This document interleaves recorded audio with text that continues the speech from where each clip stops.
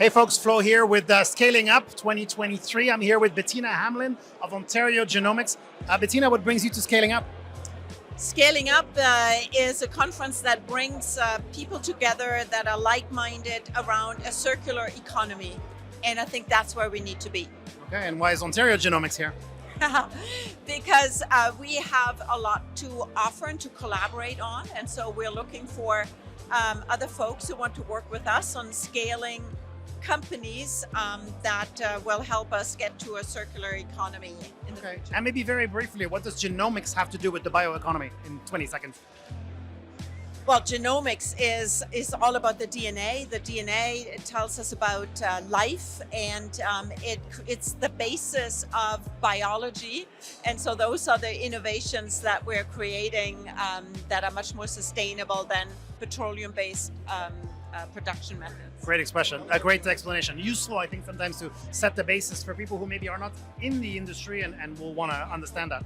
So one of the first things you mentioned is forest fires, which I understand the relationship with forest and trees and the biology, but why was it so important to talk about the fires? What does it represent?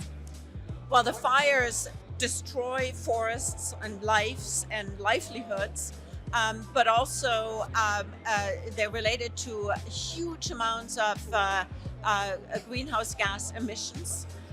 So it is not good for the environment. And we're creating more greenhouse gas emissions with forest fires than with some of the other very polluting things like transportation, etc. I think the forest fires this year have created 2 billion tons of GHG emissions, which is huge. Yeah, of course.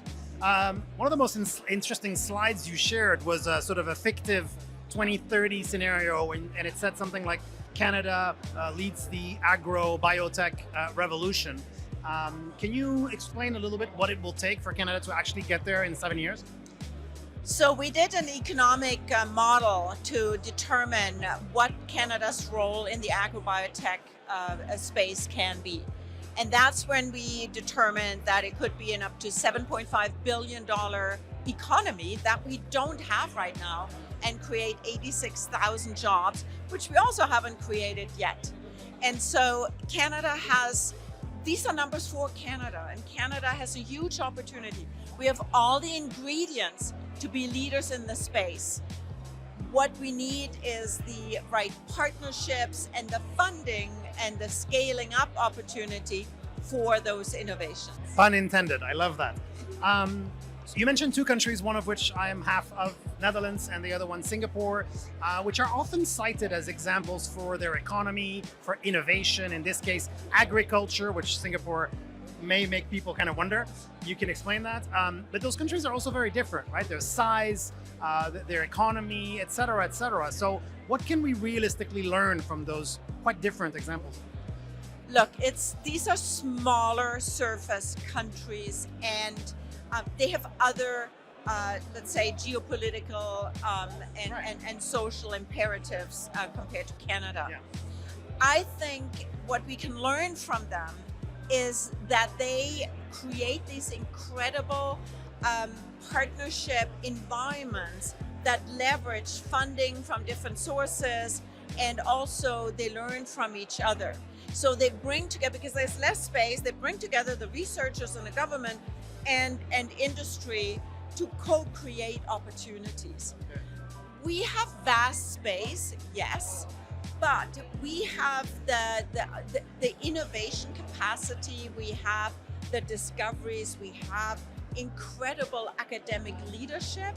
We need to surround that with government and industry partners to build our own strategy. So I would say our strategy needs to be 2030, $7.5 billion, 86,000 jobs, and that requires investment in early budding companies. We're getting them started, but we had 100 companies come to us for a competition where we could fund 12 companies. So there's a lot of capacity out there that we right now can't support, but we should.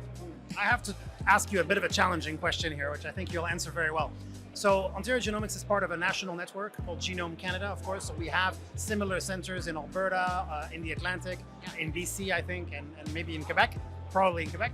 I wonder if Canada's size isn't sometimes the problem for us as a country to come together, for Alberta to partner with Ontario, with Quebec, etc. Do you think maybe that's why those small countries are able to collaborate very closely? Maybe, as we sometimes say, the Toronto financial sector, because you can cross the street and deal with your partners. Is that maybe one of our greatest challenges? Yeah, well, Singapore is the size of the GTA, right? It's like it's hard to escape from each other. Yeah. The Atlantic provinces, I worked there a lot in a different life. Everybody knows each other, and the kids go to school from the deputy minister with the physician and the researcher. So how do we do this nationally? So I think, and then if I can just say that, the genome centers in other provinces have mandates by their governments, and so it's sort of this federated system that sometimes makes things more difficult. But I would say the genome centers in Genome Canada, we meet every month. We have a roundtable and we put forward our ideas, and we seek the support from our colleagues in other provinces. And you are actually conveners yourselves. We are definitely conveners, and it has led, for example, recently to a joint competition on climate smart agriculture. So we're finding these opportunities, but we really have to work hard. I love the last speaker who just said we all need to work harder at it. And I think that's what we need to do. Thank you very much, Bettina. It's a pleasure speaking with you. Thank you so Dankeschön. much.